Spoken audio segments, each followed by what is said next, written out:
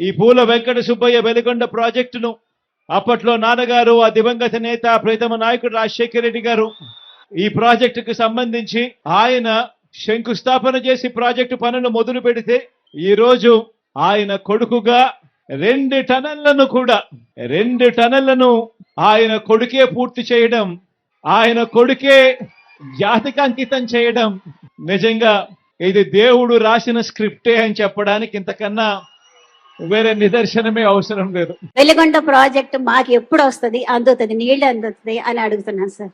ఏంటమ్మా అయిపోయింది కదమ్మా వెలుగొండ? మాకు నీళ్లు అందలేదు సార్. ఇంకా కాదమ్మా, మొన్నే వచ్చాడు కదా మాజీ ముఖ్యమంత్రి, వచ్చి ఇనాగ్రేట్ చేశారని చెప్పాడు కదా, చెప్పాడు లేదా? ఇంకా రాలేదు సార్, నీళ్లు లేకుండా చాలా కష్టం. కాదమ్మా, ఈ ఊరికే వచ్చాడు కదా, జ్ఞాపకం ఉందా నీకు?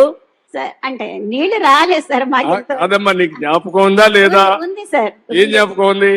వచ్చారు, చూసారు, వెళ్ళిపోయారు. కానీ కాదమ్మా, ఇనాగ్రేట్ చేశాడు కదా, ఇనాగరేషన్ అయ్యింది సార్. నీళ్లు కూడా తెచ్చానని చెప్పాడు కదా. రాలేదు సార్, ఒట్టి మాటలేదు సార్.